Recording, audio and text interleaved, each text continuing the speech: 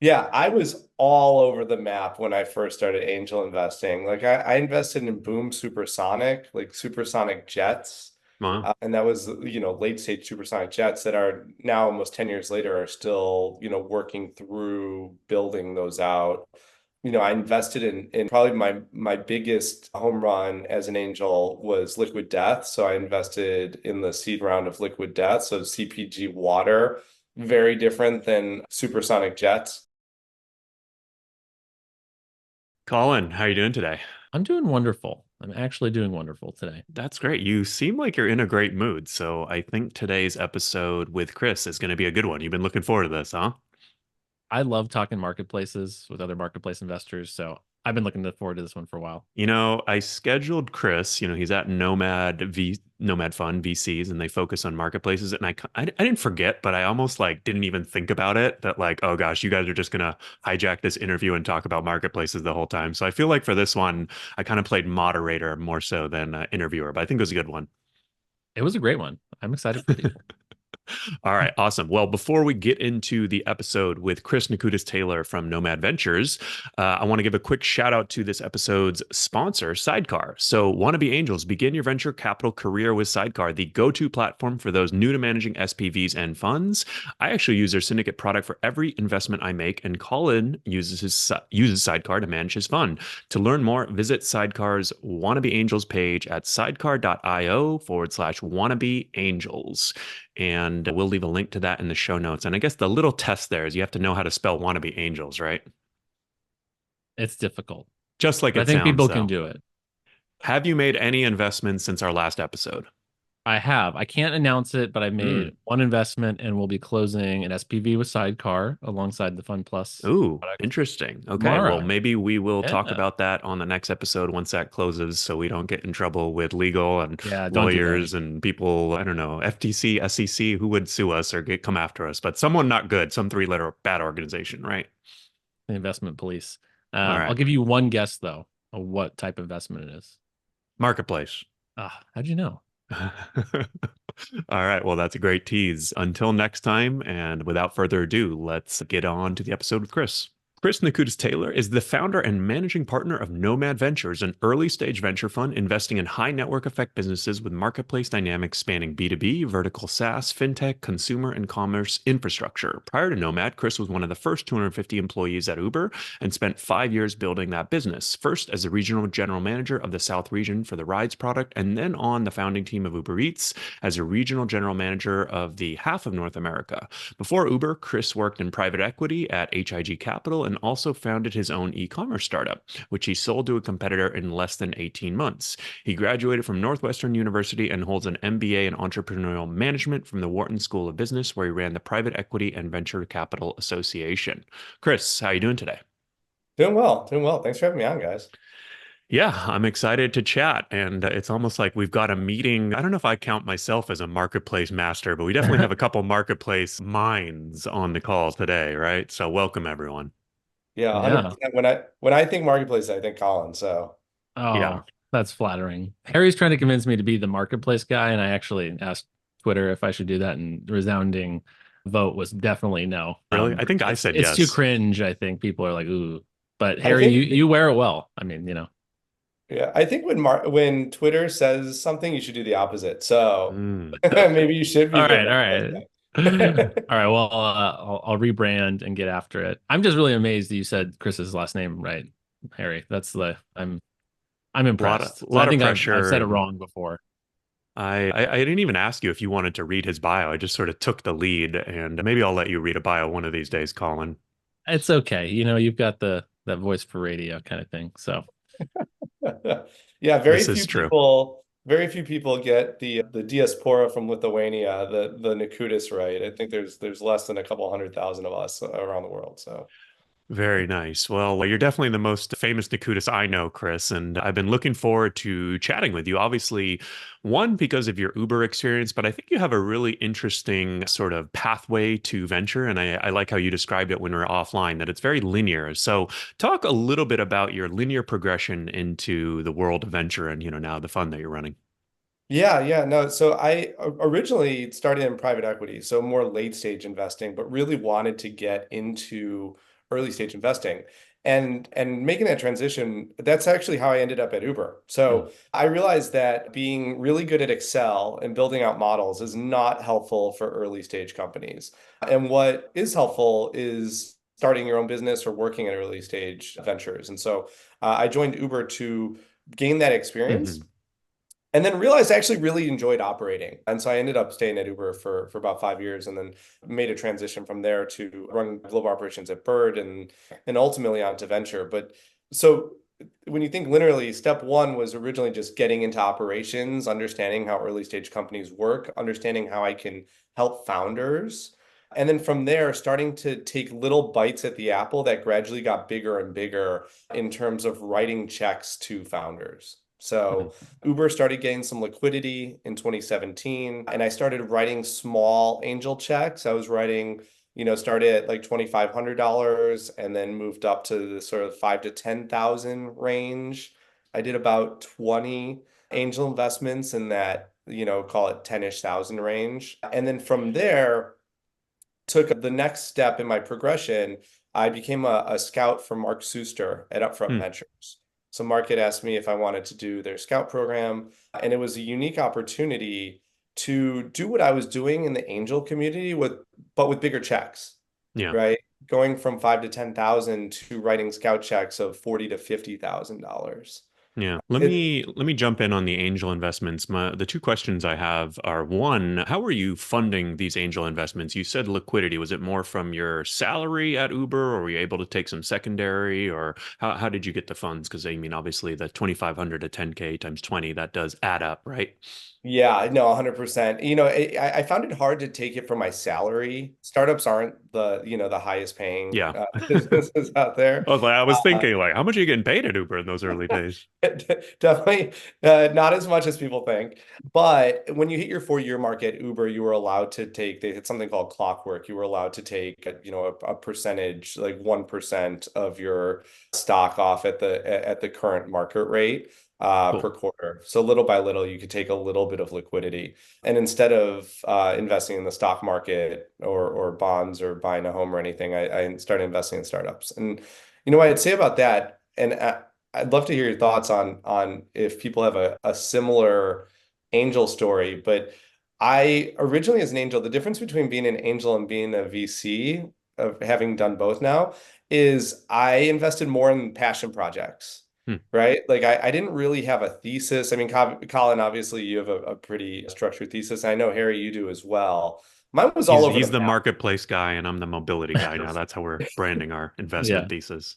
Yeah, I was all over the map when I first started angel investing. Like I invested in Boom Supersonic, like supersonic jets. Wow. And that was, late stage supersonic jets that are now almost 10 years later are still, working through building those out.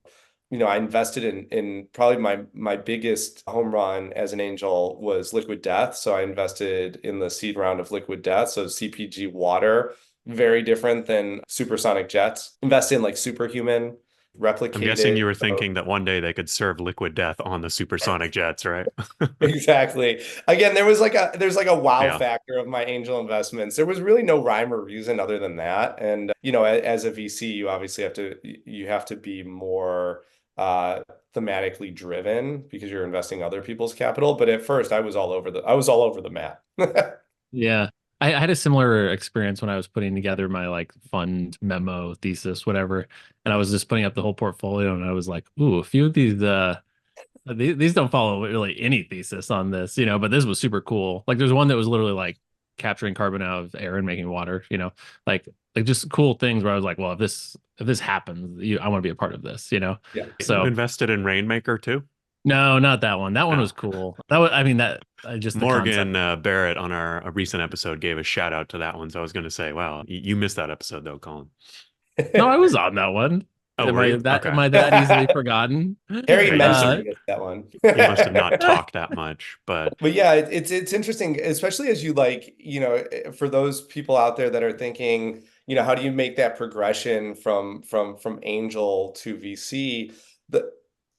In hindsight, I should have had more of a thesis as an angel investor because it was harder to convince people of my thesis as I was raising a venture fund, because my thesis was marketplaces. I understand marketplaces. I worked at Uber. I've founded a team of Uber Eats. I've done it repeatedly. And then people are saying, "Oh, what's your biggest marketplace investment?" And I'm like, "Well, I didn't invest in marketplaces, but I want to now." And so, as much of a hits some of my angel investments were, they didn't necessarily, qualify in the minds of LPs as a nice data point. Like, Yeah. same thing. And same thing with the Scout Fund at Upfront. I was starting to work towards my thesis. I invested in a marketplace called BuildForce that did ex-Uber people, that it's a marketplace for construction working in Texas. But I also didn't. I invested in a company called Zero Eyes that does AI gun detection software for schools and shopping malls and government buildings, right? And that one's a huge home run. I invested in that at a sub $10 million valuation. It just got valued in Series Yeah. B north of 280 million. But it's hard to explain that to LPs because they're like, well, do you still Yeah. invest in AI? Are you focused on that? And we're like, oh, not really. Yeah, it's definitely an interesting point because, one of your biggest hits may end up being Liquid Death. It sounds Yeah. like big CPG company, but you're totally right. If you're going to raise a 10, 20, 30, 40, $50 million fund focused on marketplaces, I don't know if you'll really get the credit for that great CPG investment. And it sounds like when your conversations with LPs, they're sort of like, cool, that's a positive, but, we're not going to give you a huge check for that. Exactly. Yeah, Exactly. yeah. It's like the focus really matters in the sense that, like, I feel like for LPs, they want to know exactly what they're investing in. Like they're like, does this tick this box for my exposure? Right. Versus like, like most of the angel journey, we're like, hey, we want to be invested in the cool upside of things. And so it is a kind of interesting question for venture in general. Like, it is an outlier game, right? And of exceptions. And so any one model, at any given time may have some winners. But, Yeah. if you go across everything, you're probably, I don't know if you're better off or worse off, but you're more likely to be open to like what your strategy you're saying, finding outliers that could have really interesting returns. So Yeah. that's something I always struggle with too with the thesis is like, hey, yeah, I want to be in this because I understand it. Maybe I have an edge that's really meaningful, but what are you cutting off in terms of like opportunity sets too, right?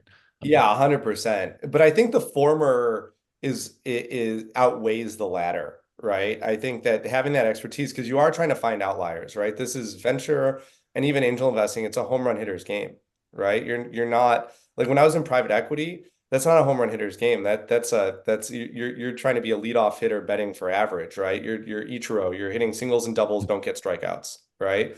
But that's not angel investing. That's not venture. You want to be Barry Bonds and hitting the snot out of the ball. And so the thesis I think is very important in that because the pattern recognition of being able to identify those winners, right? Like the how did I identify Liquid Death? It wasn't because I'm an expert CPG investor. I got lucky with that one, right? I really like the founder. I think there's some benefits there. I like the founder. I like the branding, but I didn't know anything about CPG, right? Whereas with marketplaces, like you and I both have a real expertise in marketplaces, having run marketplaces, understanding the dynamics of supply and demand and how to build them, where you should be able to, it's building a lineup of home run hitters in those founders. And so, the what was interesting there, and I think for people that are looking to make the jump from angel to venture, is because my angel portfolio was scattershot. Nomad Ventures Fund One had to be that place where I could show LPs the proof of concept, right? Mhm. It was more of a proof of concept fund of here, give us money. I will get in the best marketplace deals. And now with fundraising Fund Two is easier because I can show that as a track record. Whereas in Fund One's track record, it was CPG, it was supersonic jets, it was, random software What were companies. the details and logistics of Fund One? So Fund One, we went out to raise a $5 million proof of concept fund, and In we what ended up year? raising 13 million. So Got it. in about 5 weeks. Yeah. So we were about 3x oversubscribed. What year Uh, was this? This was a few years ago.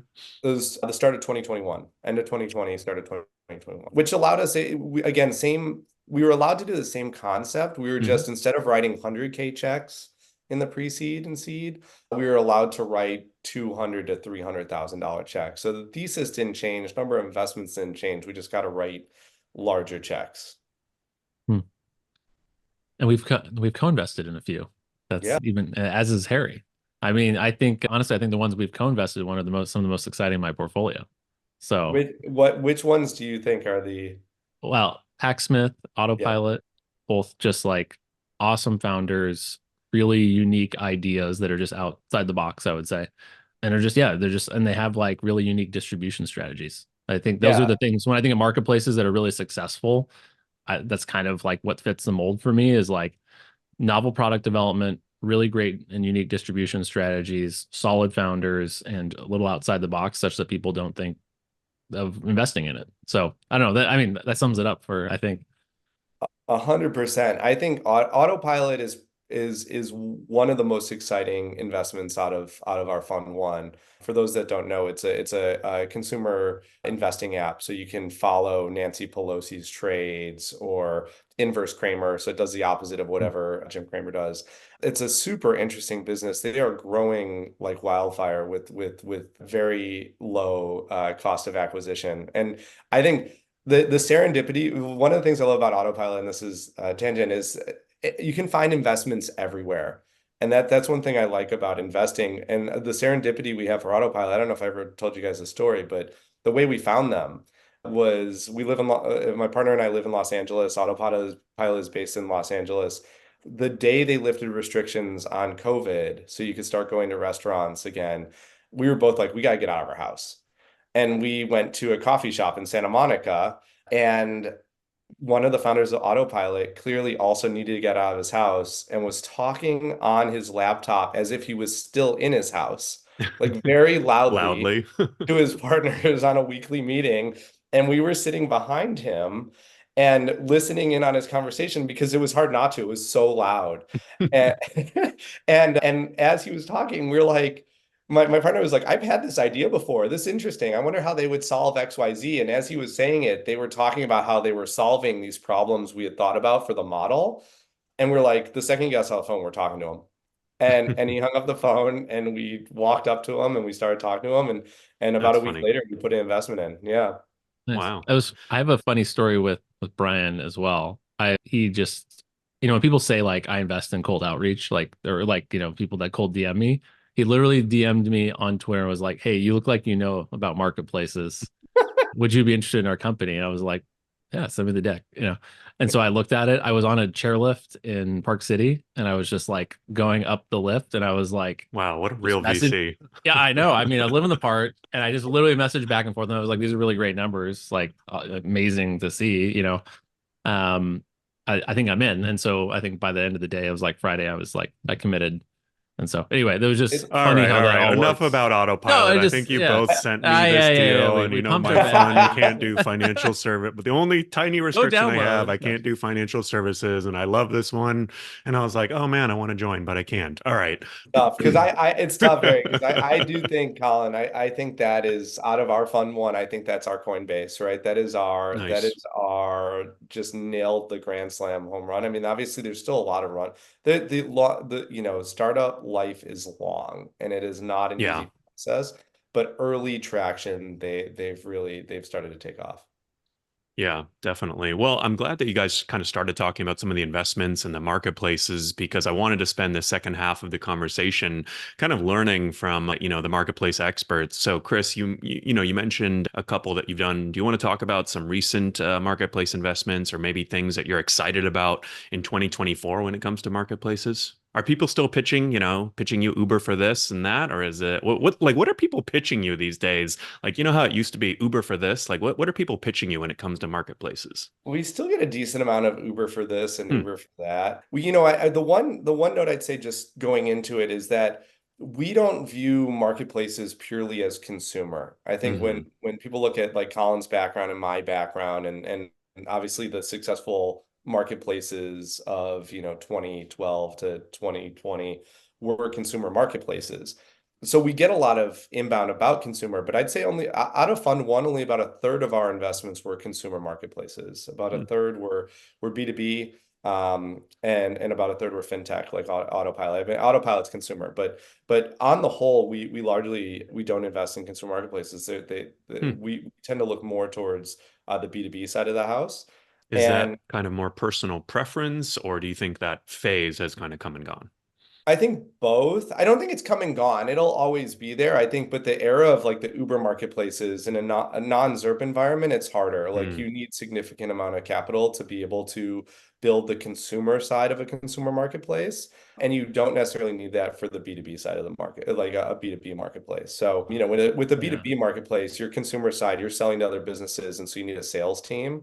Whereas on consumer marketplaces, like unless you have the natural virality of autopilot, you need to spend to gain that demand side. Yeah. I have a lot of thoughts on all of it. And Chris and I have like friendly debates on Twitter, which I really enjoy. let's take Uh, it up a notch, and maybe you guys yeah, yeah, can no, get we it won't out make it right here. unfriendly.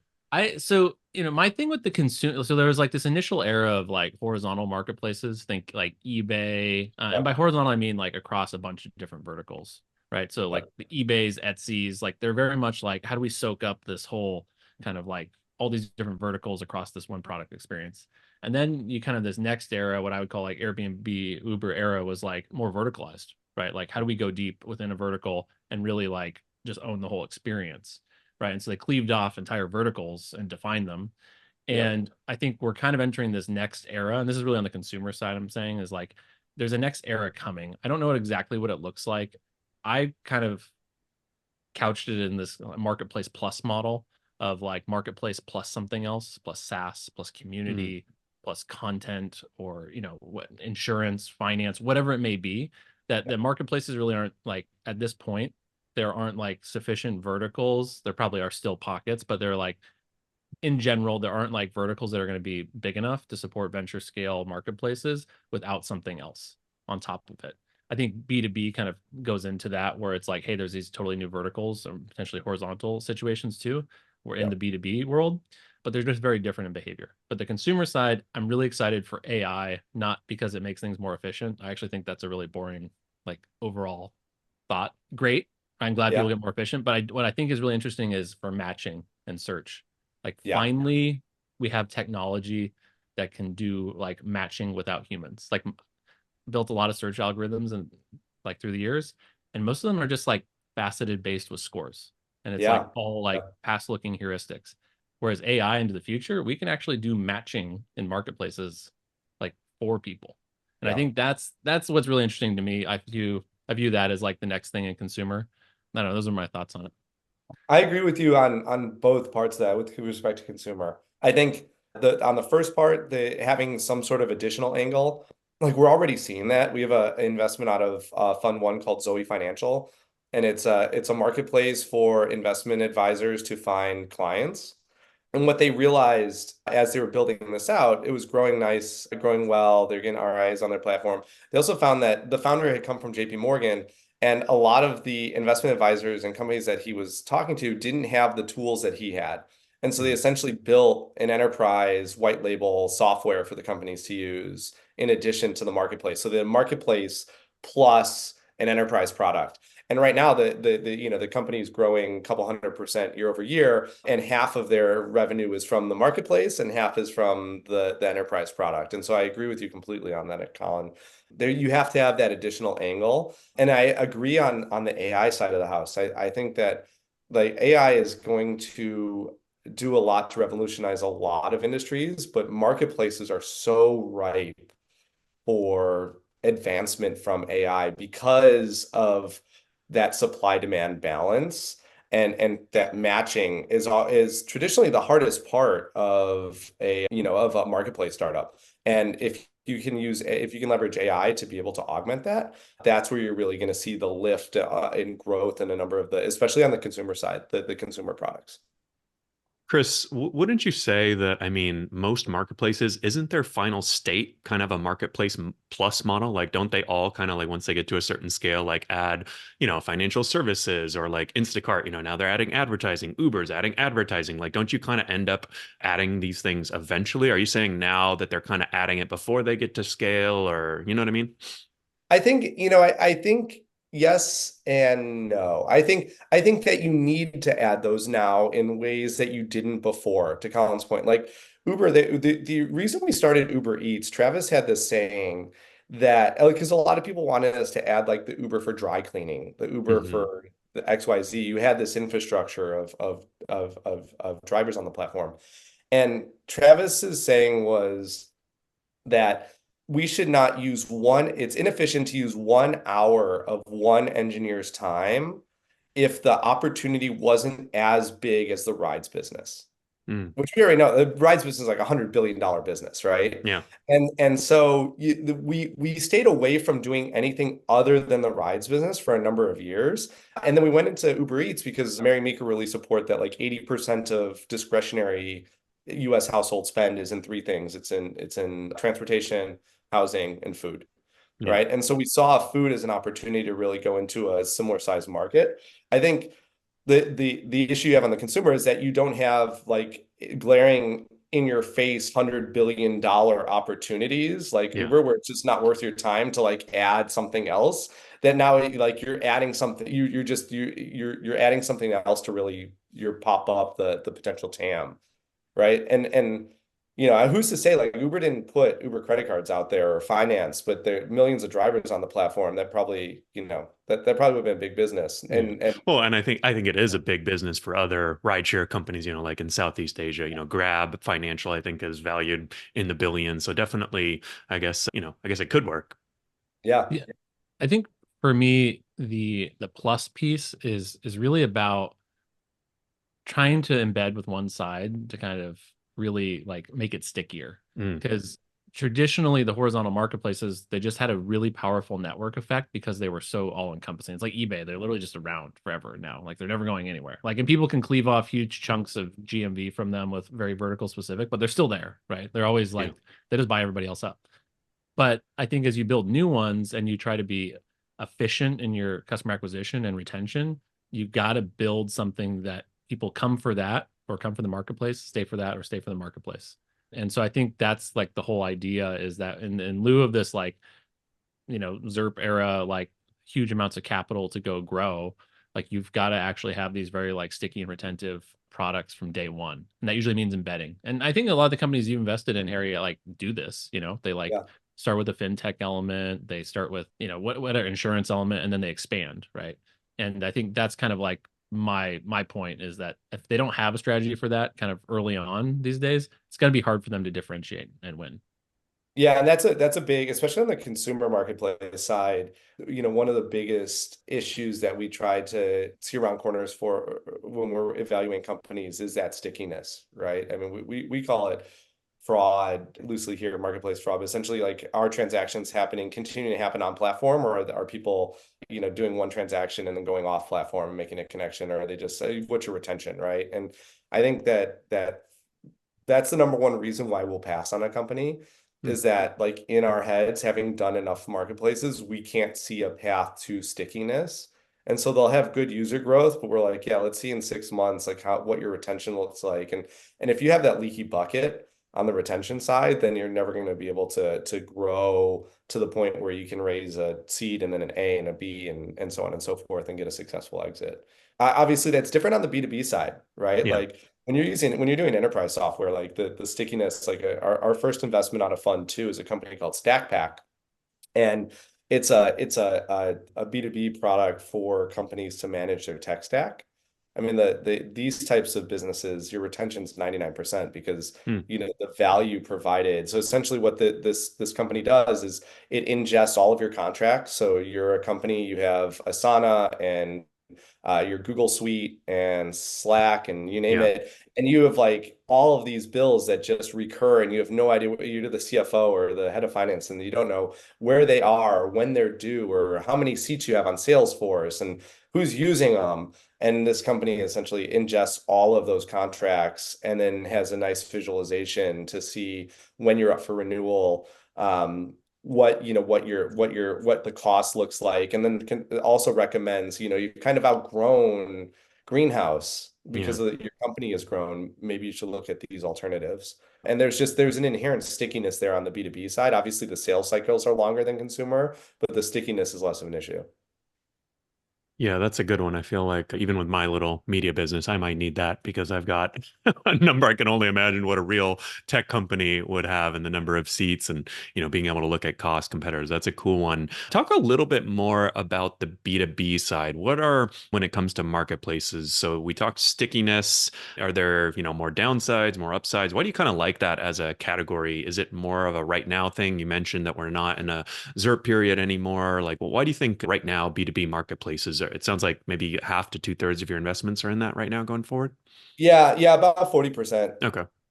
Yeah, it's interesting. Obviously, it's a completely different. There's completely different dynamic. Like some of the dynamics are the same that we look for in terms of strong network effects.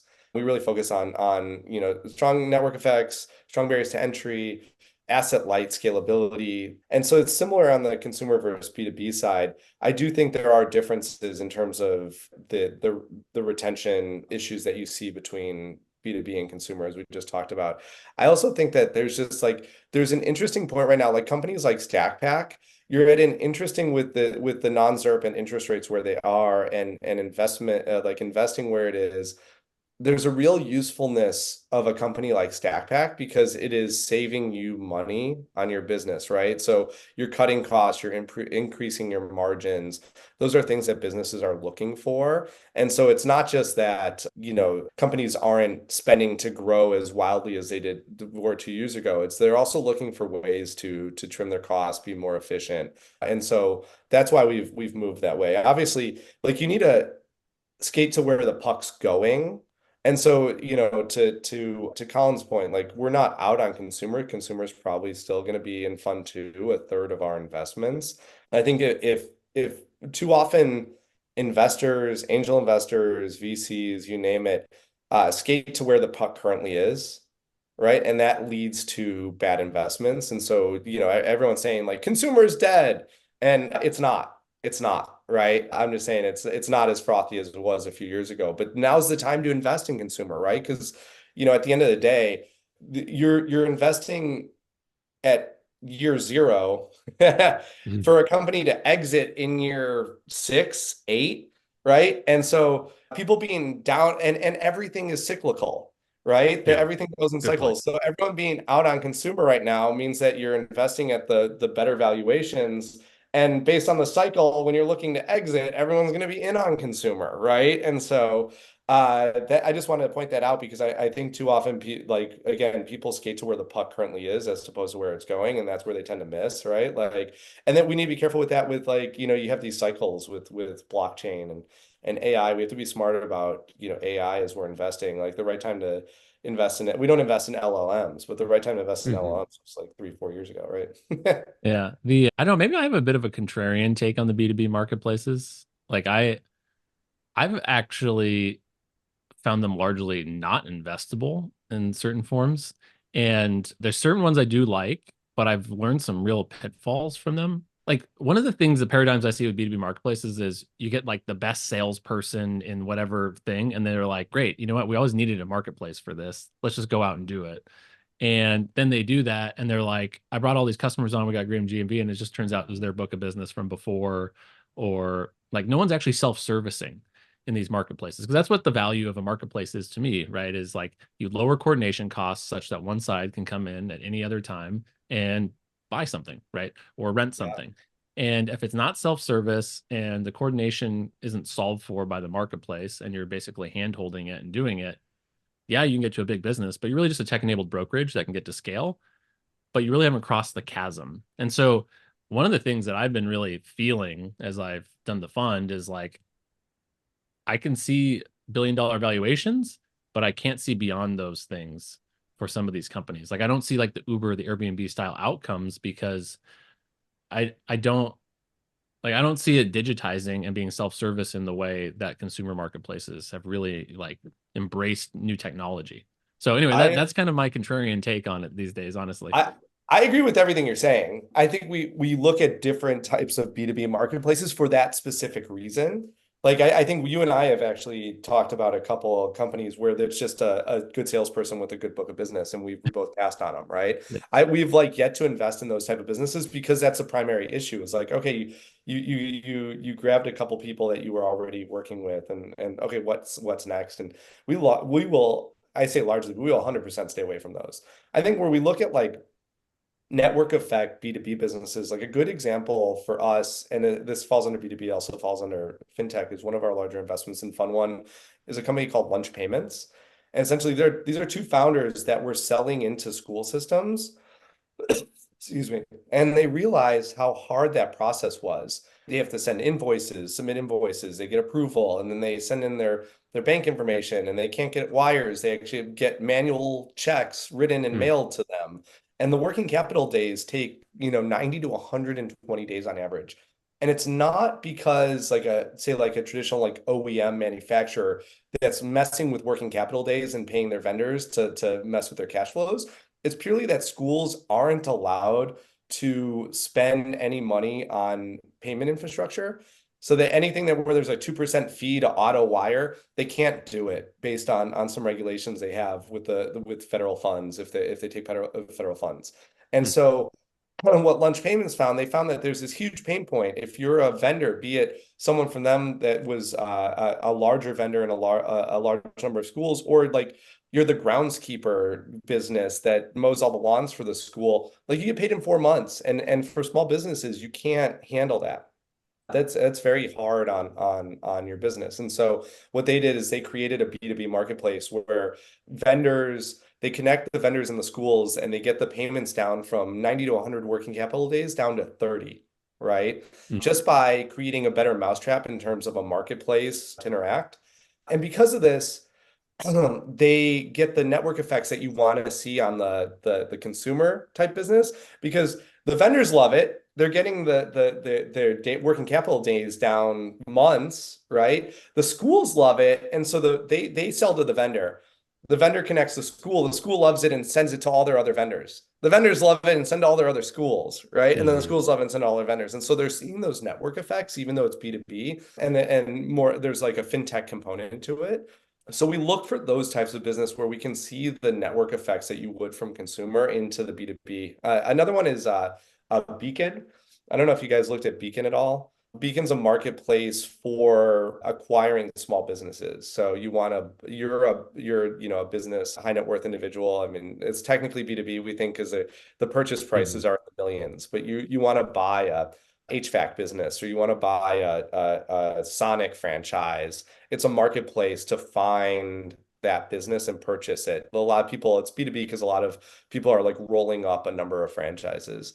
But same thing, we're look that, to your point, anything that has like a salesperson with a book of business, we are not interested in that. But when we find these ones where we see some high Yeah. network effects, we'll go in.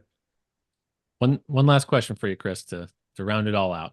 Well, you and I will have to go do a longer place deep dive separate. I think that'll be a fun If we one. get But enough demand, we can do a bonus episode with just you and Yeah. Chris for an I think hour We'll or get our more. boxing gloves yeah, out. no, I love it. So one thing we always like to ask is if you could go back and do it differently and give yourself advice when you first started angel investing, what would you do differently? What would I do differently? Oh man. I I don't know. I like again, I think that why I don't think I do anything differently, because I think while my angel portfolio did not help me raise a fund because it didn't have a thesis, I wouldn't change that, because I really enjoy listen, I can help marketplace founders. That's why we have the fund. I can't help liquid death, right? But I love that I invested in death metal water, and it's gonna IPO for billions of dollars.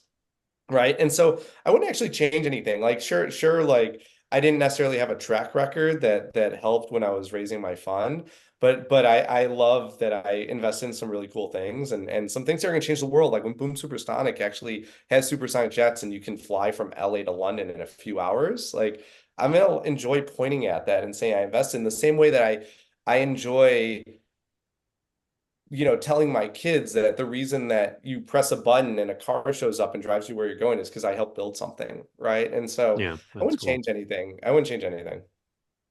All right. Very nice. All right. Look Well, for- he stymied that question. Sorry, Colin. Chris, awesome having you on.